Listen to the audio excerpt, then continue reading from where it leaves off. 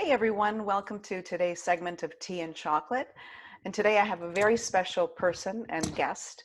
Um, Her name is Tracy Chalmers. And we're coming to you, by the way, from Vancouver, BC, Canada.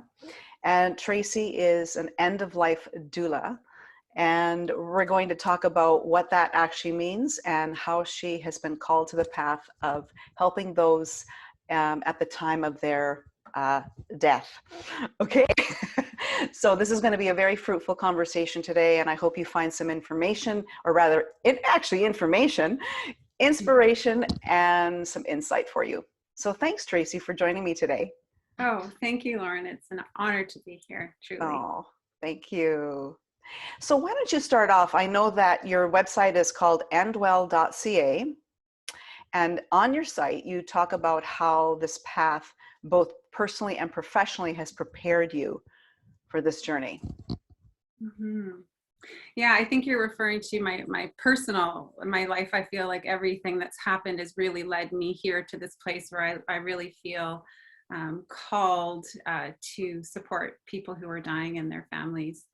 And I think, it started at a really young age. I really chose to pursue this path because I really think that we need to demystify death through these end-of-life conversations, by planning, by acknowledging, by accepting, perhaps even by welcoming death in as something that is natural and unavoidable. And I think there's just a huge opportunity to reduce suffering.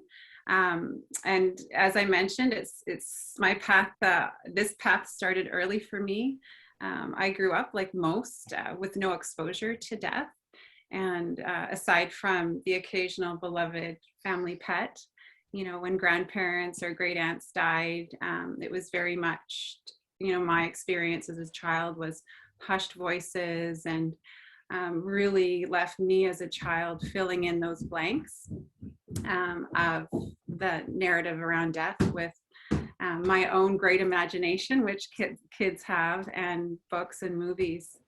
And then when I was in grade 5, my best friend's brother died of leukemia. He was 2 years older than us, and he just literally disappeared. No one spoke of his death. And from my perspective, everyone as a child, everyone just became sad and retreated. And I remember that summer so well. And every year we would head to Penticton when I was a young girl and stay for a few weeks. And I remember lying in the motel bed with my brothers and my parents in the same room, sleeping peacefully while I just laid there, watching this spinning fan on the ceiling, unable to sleep because I was convinced that I had cancer and I was going to disappear too. I was just terrified. And this just consumed me. And it wasn't until I was in my early 20s, I volunteered at my local hospital as a sort of a candy striper. Like my role was to go into the rooms and change the water in flower vases. Well, wouldn't you know, they assigned me to the palliative care unit. Wow. So here I was, absolutely terrified to enter these rooms because what I feared most was inside, and I had to walk in. And what I realized, surprisingly, was these death rooms were places that were most often full of peace and authenticity and like the deepest love. And ego stripped away, stuff that doesn't matter stripped away, and really only what matters remains. And again, relationships and love. So I was like just completely surprised that how something that I feared more than anything could be something that it was absolutely the opposite, and something that can be, not always, but can be deeply beautiful. So I really felt like drawn to death, and I yearned going into these rooms and watching and studying, and I became very curious about death and sort of befriended it. And I'm not trying to sugarcoat it. Like, I know this is the most enormous transition that we're called to make. And ultimately, I think regardless of how healthy your culture's perspectives are around death, there is going to be that fear attached to it no matter what, because it's something we've never done before. But I really realized that there is an opportunity to help others by sharing a different narrative, sharing a narrative that includes, that's more balanced, that includes healing and beauty and connection and love. So this led me to pursuing a volunteer role at hospice, and now to this role as end-of-life educator, end-of-life doula, and grief companion. So that's sort of the gist of how I came to be in this role. Does that moment that you experienced it very early on with your friend's brother that died of leukemia, does he come into your mind and your heart today? Do you think about that? Well, ironically, the principal at my son's elementary school is married to my childhood best friend. So this has Wow. kind of come back into my life because we no longer lived in the same community and hadn't since the year her brother died. I moved out of that community. So it's funny how, he's recently I have been, because I've been back in touch with her, but yeah, now and again it does. And it really informs how I talk to my own kids about death, because I don't want them to experience that same isolating fear that I had around death. Mm-hmm. It doesn't it go to show you that everything is so cyclical? Like we just don't know, like very early on, we have these memories that are implanted and we can't control them. Yeah. They're just there. And that sort of lies into the mystery and in the mystery about death and life all around. Yeah. So you're a mother of, I know, a 5. But I know that 3 are biologically yours. So I'm wondering how you as a mother, and giving the fact that you've birthed in, because we've got the death doula on the one side and the birth doula on the other. And what has that taught you?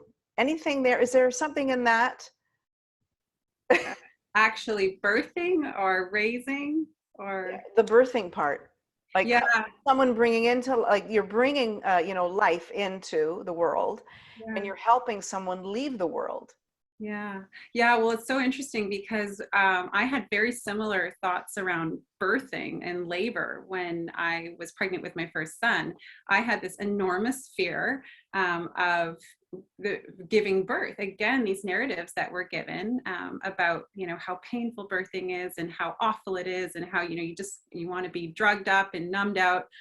And I remember as a young woman seeing pregnant women and actually like feeling bad for them, that they somehow had to get this child out of their bodies. And so when I found myself in this predicament, I was very fearful. And it's funny, I was about 8 months pregnant at the time. I just happened to be living literally one building over from Banyan Books, which is just a wonderful bookstore in Vancouver. And I thought, I need a new narrative around birthing, just very similar to death.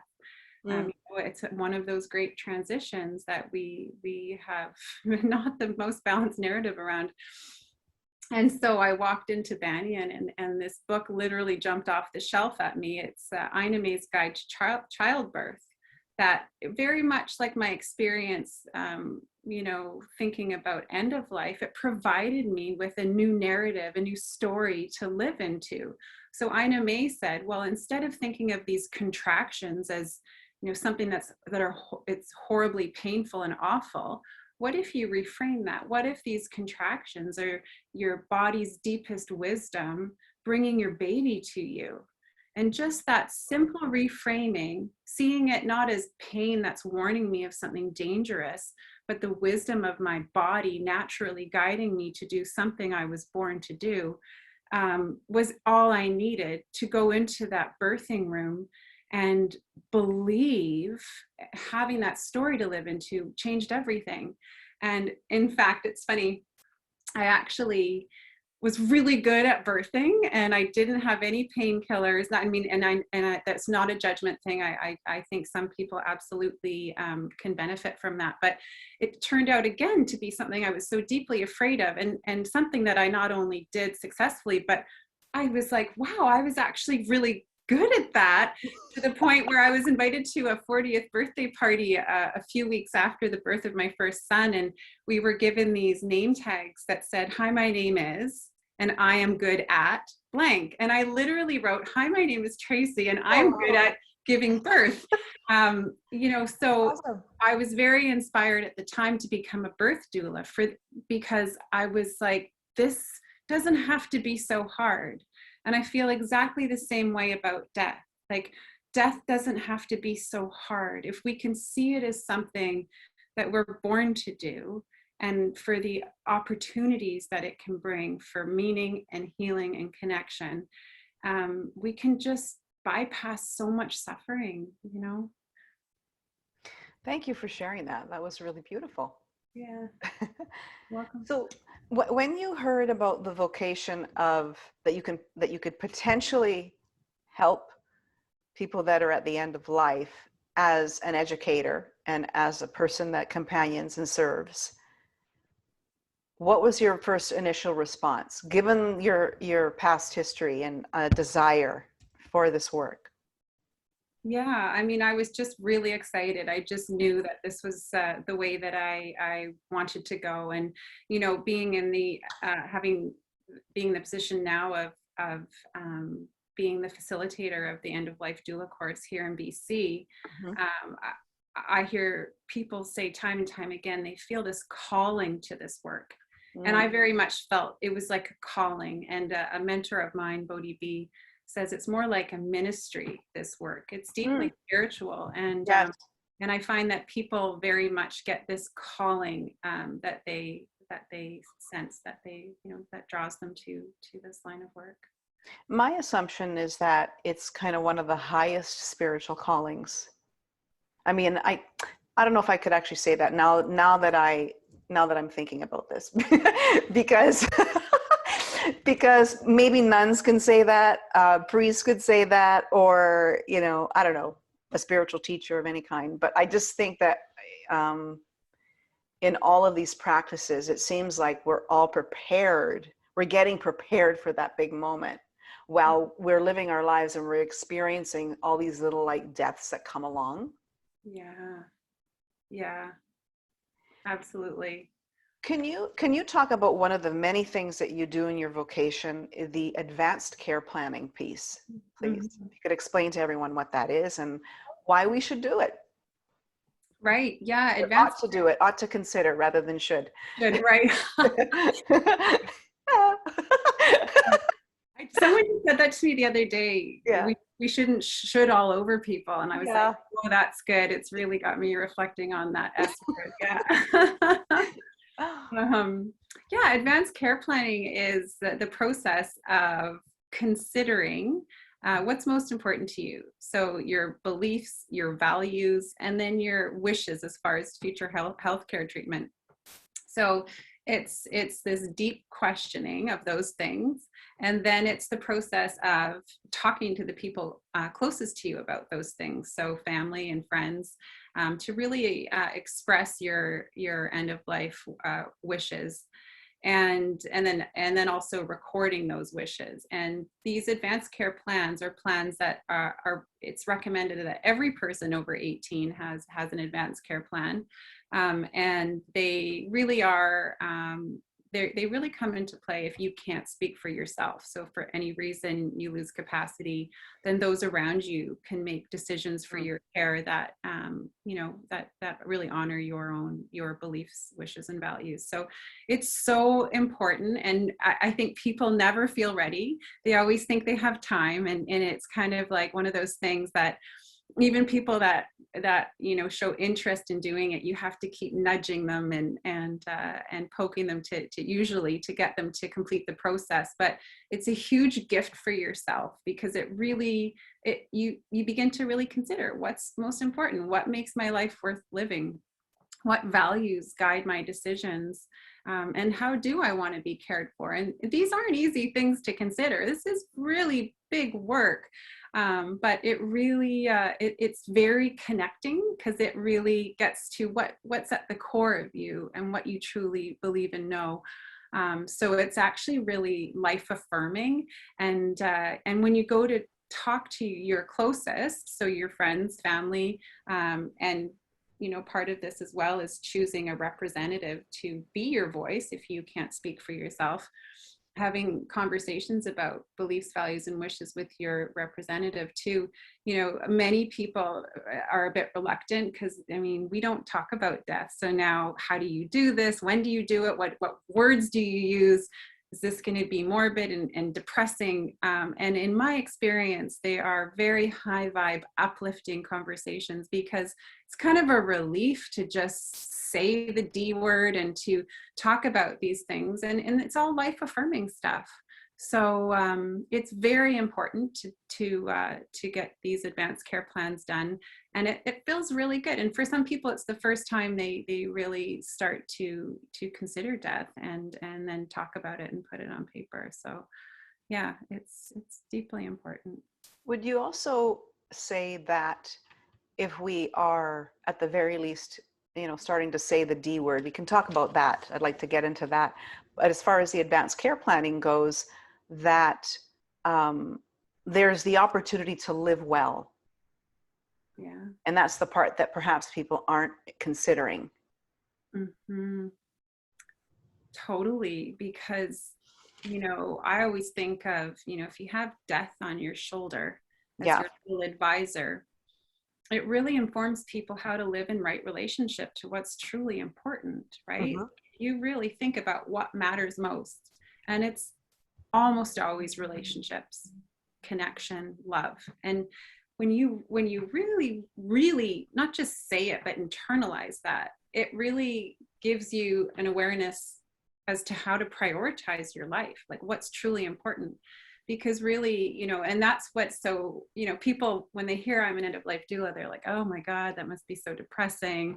And it's not. Like, in order to die well, if you start to follow it back, it's really about living well, right? Like it's really personal. So what's most important to you? Most likely relationships. Who are those people? And how do you live in a way that you can die well, which means you're connected to the people that matter most to you. And that's really what it comes down to. And so it's deeply life affirming work. And I think it's really the only way to live well is by contemplating and really understanding that you're going to die.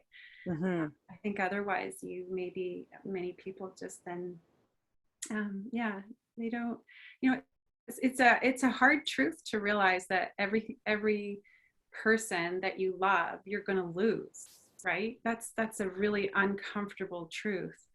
But by knowing that, it causes you to love more fiercely, right? And Yeah. So true.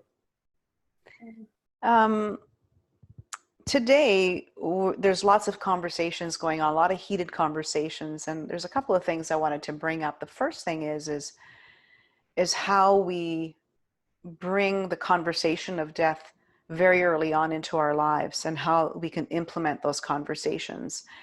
Whether they are in school systems or some families are religious, some aren't, some are spiritual. So there's all that to contend with. Mm-hmm. But I'm wondering what your thoughts are on bringing this to the school system, just introducing our children to it, at what age, and if you think it would think it would have shaped our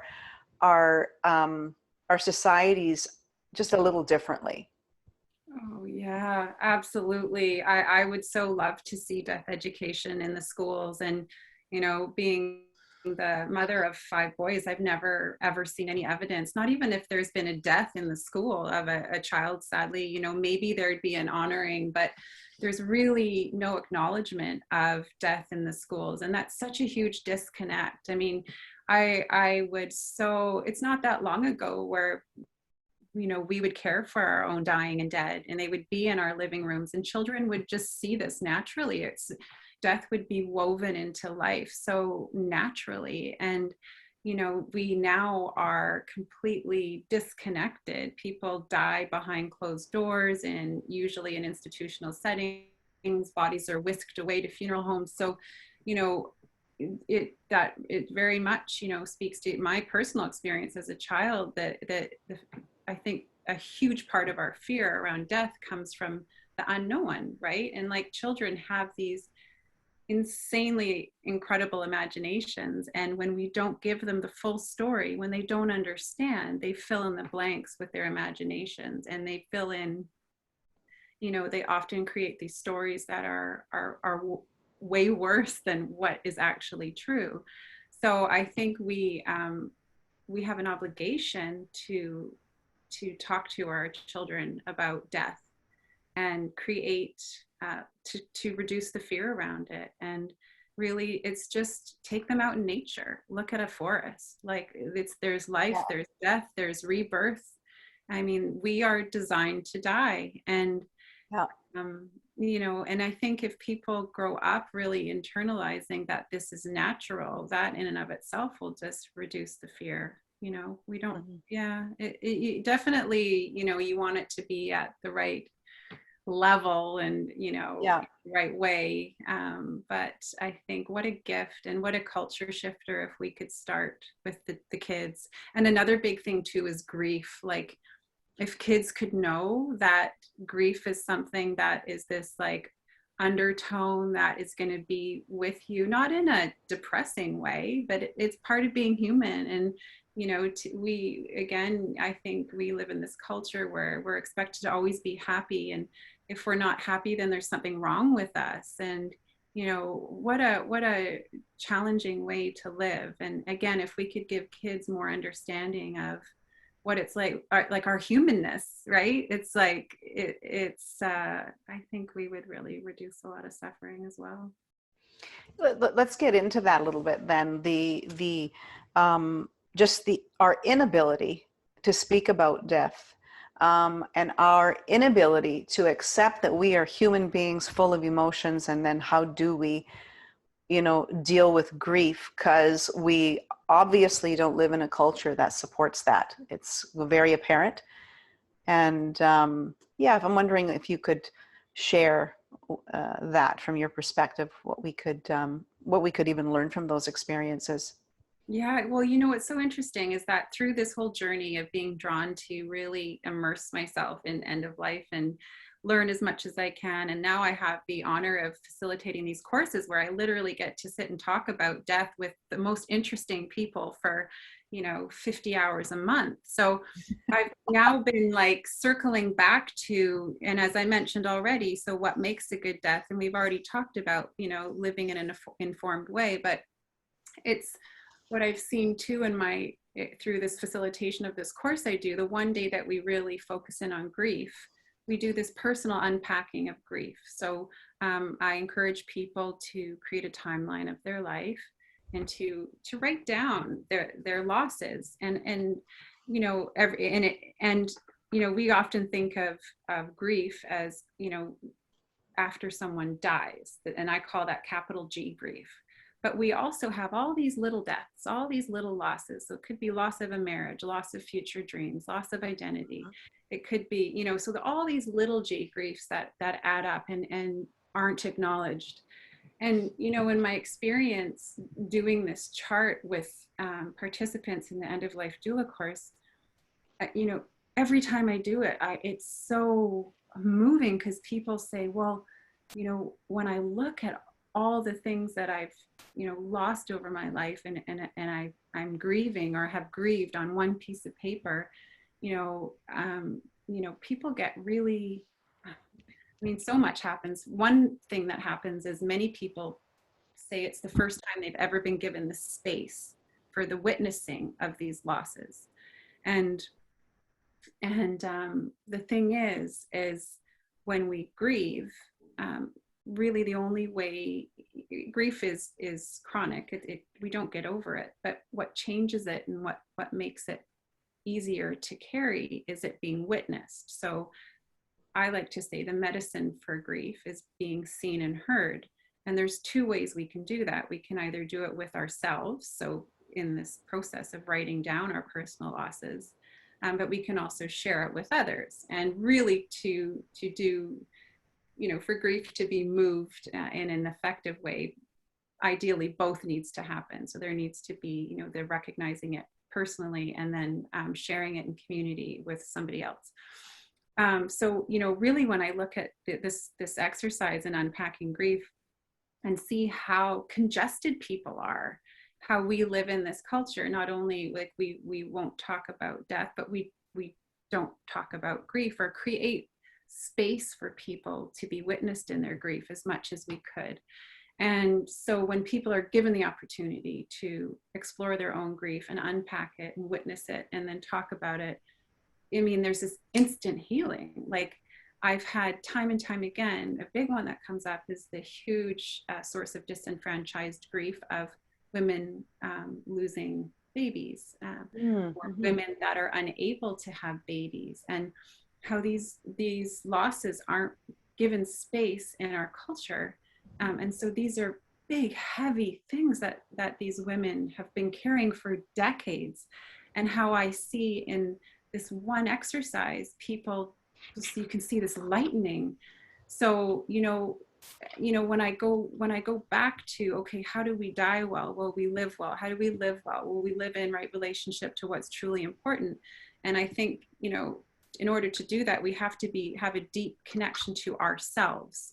And in order to do that, we have to, a big part of that healing is acknowledging our grief and doing work, be it journaling, talking, simple ritual to have that grief witness, no matter how far back it goes, so that we can, you know, embrace our full humanity and live in a more connected way.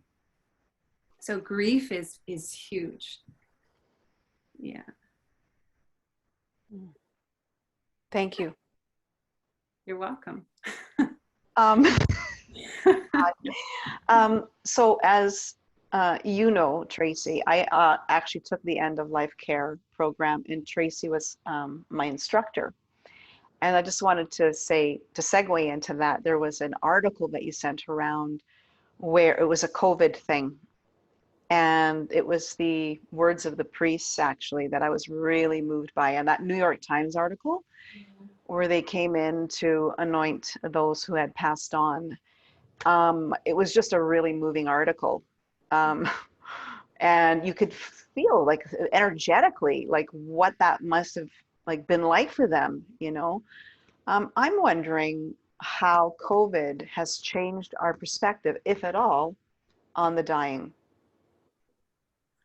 Yeah, I mean, it's definitely created more of an awareness. I think, you know, people have really had to contemplate, you know, what it means to die now. I mean, because so many people are so deeply affected by the stories that have come up since COVID. And I mean, the stories are beyond, I mean, just completely heartbreaking stories of many people dying alone.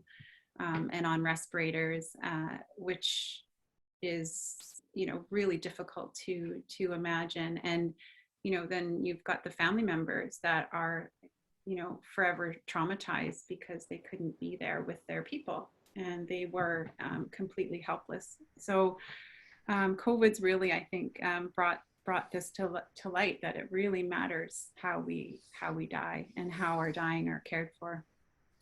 So yeah, and we see this now in all the questioning and conversation around elder care and end of life care. So it's really up right now, which I think is a really good thing that people are considering this. Yeah. And also, and when, like, apart from COVID, like pre-COVID and our ancestors, and it makes you kind of wonder, you know, the tools that they didn't have when they were dying, Yeah. and the, you know, millions and trillions of people that have passed on before us. Who, yeah, I mean, they actually don't have this opportunity that what we're doing here today. Or maybe they have, I don't know, maybe they sat in circles and rituals and. Well, I think they were just more, it was just part of, like, it should be. Like, I'm so envious of that time. It's like people live, people die, we care for each other. You know, the care wasn't perfect. They didn't have the same kind of pain control that we have now in modern medicine, but they were being cared for by their people, and they were often deeply intimate moments. And, you know, there were like laughing and connection, and those moments are, it's different now because our caregiving is outsourced. So Right. yeah. I'd like to read something really brief from Finding Peace at the End of Life by, I'm reading the book, Henry Fusco Weiss, as you know. So this is what he writes. He goes, "We don't know how to accompany the dying ritually. We leave that to the hospital." So there's that. You touched on this a little bit about, and can you just, I don't know, expand that on that? Because I find that really interesting. Yeah, we leave ritual to the hospital. Yikes. Yeah. What does that look like? Yeah. Yeah. Well, it, yeah, I mean, death has been so sanitized, and, it's become, modern medicine's amazing, and it's afforded us, these big, long lifespans, and, we can manage disease and have more time, but that comes at a cost for sure. And, Yeah. you know, I think, yeah, with this sanitization of death is really creating more pain, because if you really truly look at what pain is, and we have to give the amazing Dame Cicely Saunders a little shout out here, because she is the one that birthed the hospice movement back in the UK with St. Christopher's Hospice, and she coined the term total pain. Which really acknowledges that pain isn't just physical pain, but it's made up of spiritual and emotional components as well. So really, if we're considering how to care for people or reduce pain at end of life, we really need to not just look at what modern medicine addresses, which is 1/3 of that equation, but then how do we reduce the spiritual and the emotional suffering? And really, it comes down to, what causes suffering. And really, it's a diminishing of people, when people feel like they're being diminished, or when there's a lack of meaning. So really, if you look at, I hate using the word a good death because it's a binary and there's a judgment there, but really, people that die with the least amount of suffering, they've studied this, and it really comes down to meaning making and connection. If people feel a sense of connection.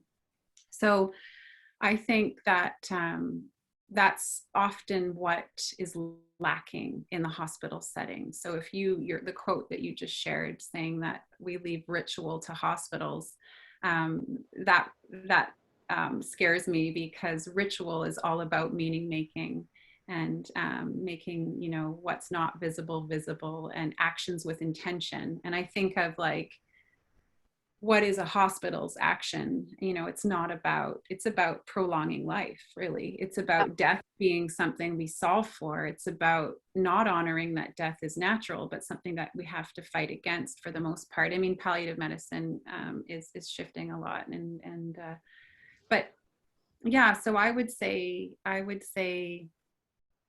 that quote's upsetting, and my hope would be that we could find ways to create more ritual. And it's not to say it can't be in the hospitals, but ritual being action with intention, and the intention being connection. Mm-hmm. And I think that would really help a lot of people at end of life. And it doesn't have to be big things. Like, it can be sitting and listening. It can be, just being present for these meaningful conversations, like intentionally, anything that can create connection. And again, that's personal. But yeah, it's all about connection. I think it takes a certain mindset and emotional maturity to understand that we need meaning and connection. So, there's a consciousness that needs to be built before that we even get there to what you're talking about. And that's the piece I feel that, physicians and nurses and all healthcare practitioners go into the field for a variety of reasons. And so sometimes what you see is the sort of the divide, the emotional divide, or maybe they preserve their emotions because there's so much going on. I mean, it takes a certain soul to be able to contain that space, Mhm. right? To be able to save a life, or, you know, what that feels like for them if they feel, you know, they've let someone down, they've let a family down, that they've just died, you know. So there again, it's a lack of acceptance about this is our reality, but you know what? Let's find some empathy and compassion in this whole thing. Mhm. So Mhm. anyway, that's great, Tracy. Thank you for that.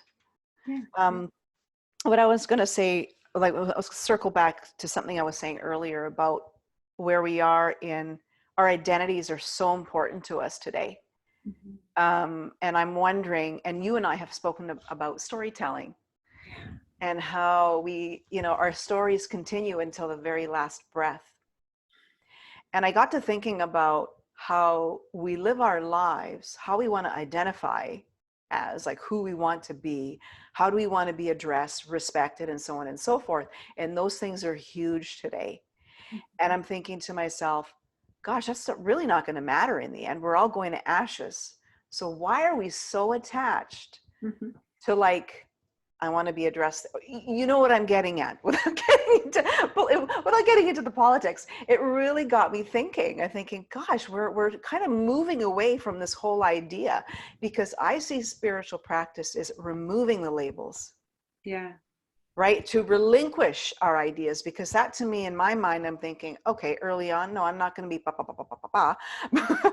Yeah. I am still those, but I'm beyond those things. And when you're looking beyond those things, those are still left for discovery Yeah. and for wisdom to be cultivated. So I'm really wanting to know what your some feedback on that. On just so Just I. how just how the desire for us to identify with something in our lives. We live our lives like attaching ourselves to something. It's like a struggle. And then Yeah. knowing that at the end, it's not going to matter.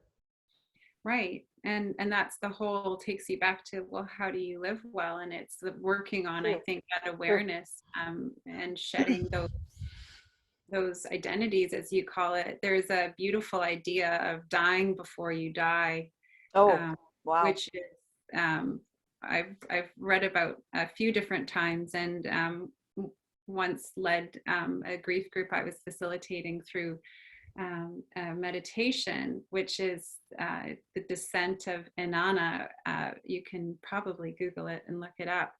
But it's this story of this woman visiting her sister. It's Greek mythology, going down into the underworld where her sister resides. And at each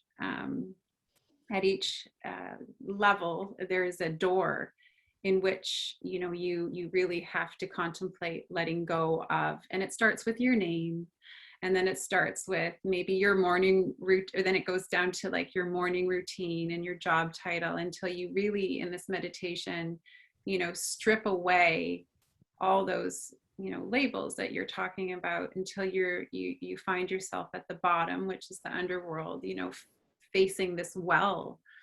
And the well is surrounded by all these eyes, and you step into the well, and it's sort of the well of what's really true, what's really real. And and it's there that in the meditation you can ask a question, and then you come back up, and then as you leave the well with your answer, you return and you start to accumulate those things, your identity in this world, and your belongings, and your morning routine, and your name, and it's such an amazing awareness of those things that we acquire, that we hold on to for comfort, and how really, when you enter into the last bit of your life, you have to let those things go, or they're taken, or depending on, we're sort of talking more of a slow death right now. But yeah, it's really becoming detached from those things, I think, is like a life's work. Yeah.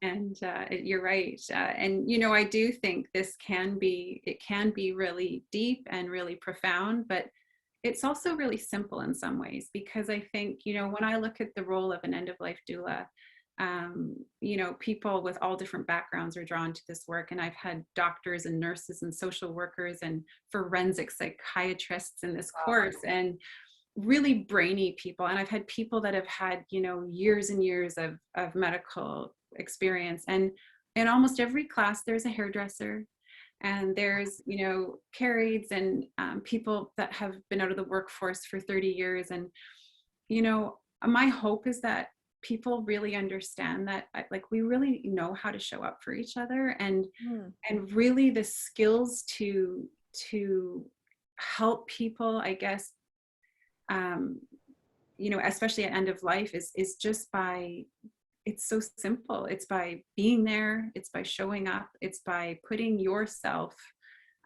you know, out of the equation, and really showing up in service to witness, to companion, to not try and fix, but just try to accompany someone through a really difficult transition.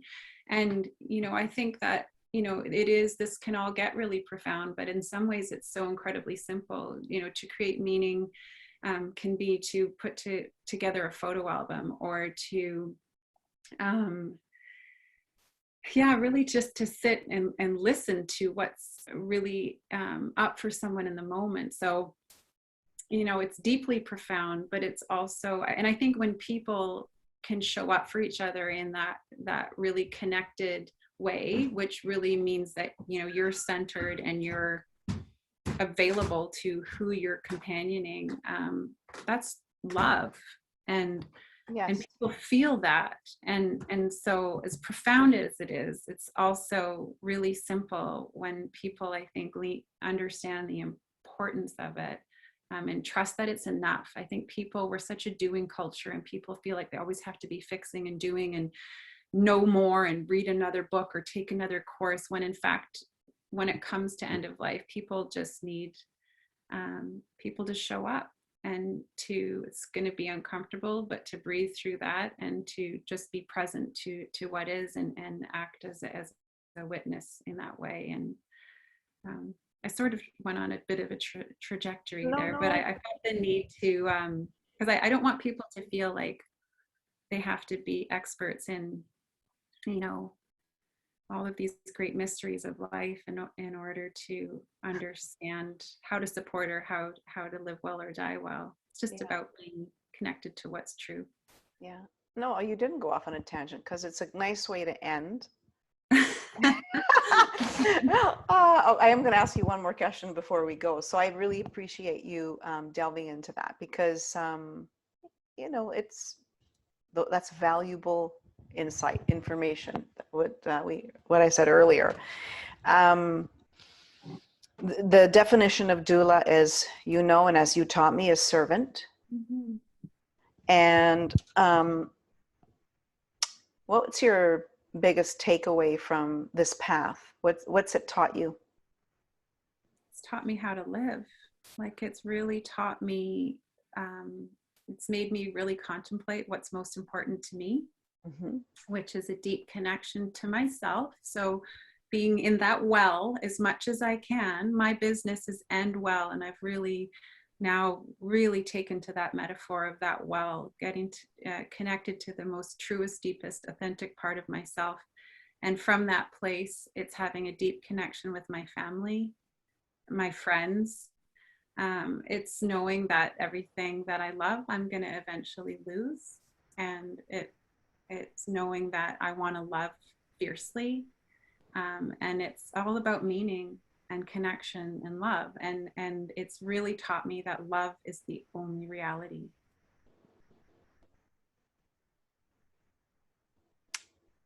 It certainly is.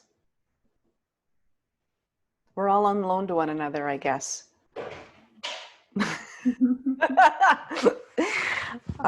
Well, wonderful. Thank you so much for being with me today. And I am certain that our viewers my viewers, or whoever the heck they are, mine, I don't care. I'm not attached to it, but get a lot of gratification from this conversation. And I didn't think I was going to say this, but if people want to actually take end-of-life care just for their own personal interest, it's so valuable. And you learn a lot about, like, it'll encourage you to learn about the things that go on where you live and how things are dealt with, like from a factual, practical level, but also, you know, you're learning from others, and it's a wonderful way to connect with people. And so it's something just in your pocketbook as a skill, really, if you're called to help someone, because you never know where your soul is needed to serve in this world. And you can take this program at Douglas College in British Columbia, Vancouver, and it's online right now because of COVID. You know? Anyway, I hope that this conversation has brought you to encourage to have those chats about the dying, because that is the only thing that we know to be true, as Tracy says. And you'll become much more richer because of it. Mm-hmm. Yeah. Well, thank you so much for this opportunity, Lauren. You were always asking such deeply profound questions in class. I was always so curious and really wanted to spend more time with you. So it's been really, really fun to have this time. And it's been an honor to talk about something as important as death with you today. So thank you. Well, thank you. Thanks so much again. And we'll speak to you soon. Everyone, thanks for joining me today on Tea and Chocolate, and take good care. And well.ca with Tracy Chalmers. All right. Be well.